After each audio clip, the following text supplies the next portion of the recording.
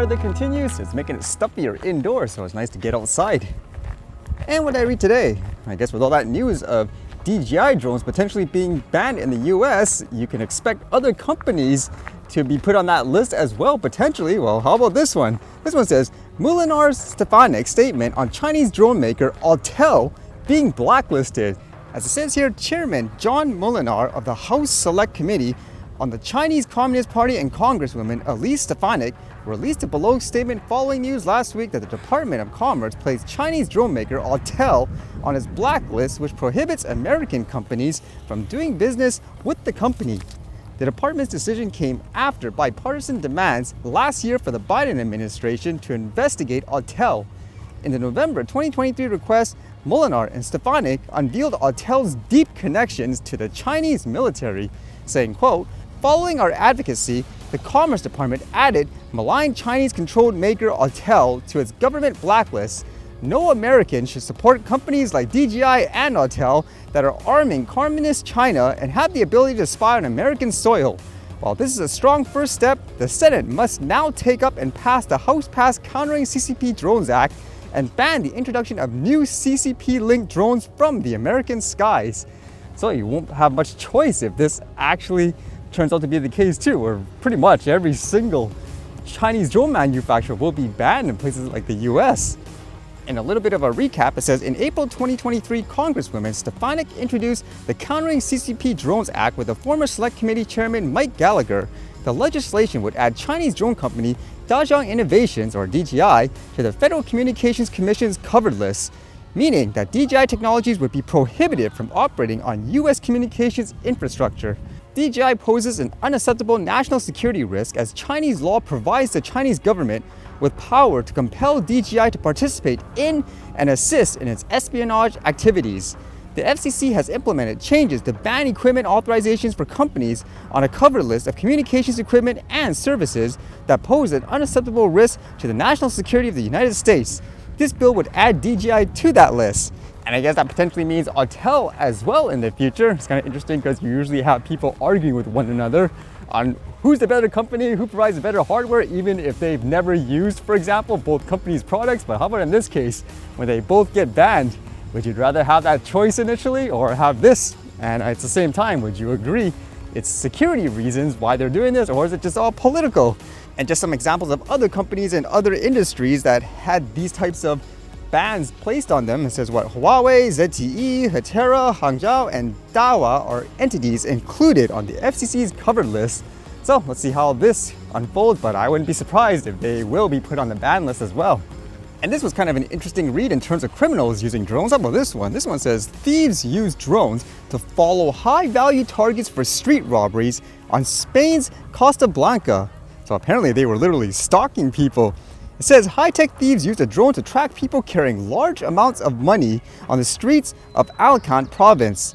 The 5 men are accused of 22 crimes, mainly in the region, but also in Almeria, Murcia, and Balearic Islands, and Tarragona.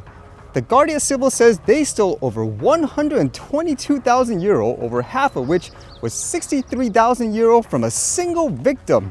Wow, do people actually take that much money out of things, let's just say ATMs and so forth? That's a lot of money, isn't it? I thought most people would just do everything digital with that amount anyways. It says the gang continually changed addresses, rental cards, and used false or stolen identity documents. They and the drone would monitor potential targets who may have made large bank or business withdrawals. The men then stole the cash either through a straightforward snatch or by creating a distraction like puncturing the tires of a victim's car.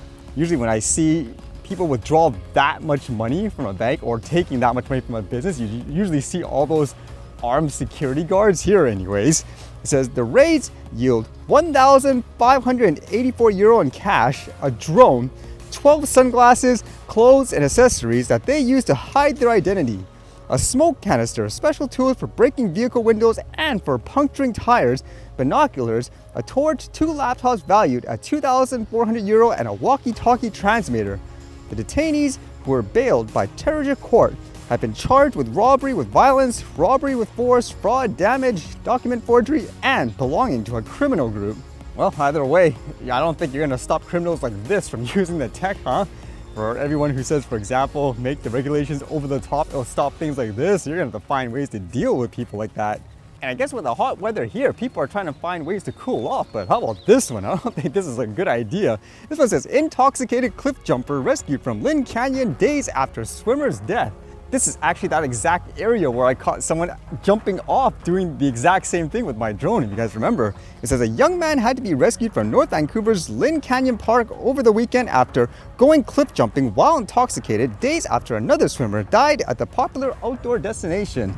The latest incident prompted another warning from District of North Vancouver Fire and Rescue for visitors to exercise caution while cooling off from the summer heat, saying, quote, drinking and doing activities like cliff jumping is not acceptable, said Deputy Chief Chris Byram. It's not a smart move at all. I don't think you need to tell anyone that in general, huh? And then again, when they're intoxicated, they're not exactly thinking, because I know for most people that do this anyways, they kind of have it planned in general, but either way, not a good idea to quote cool off like they say.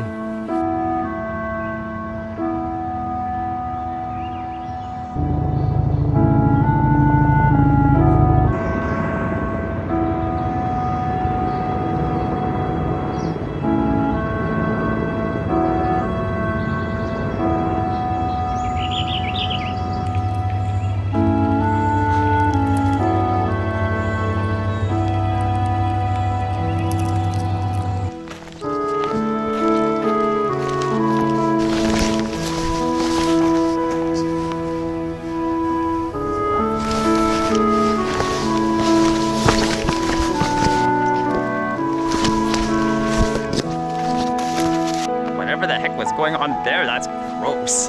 Middle of the park too.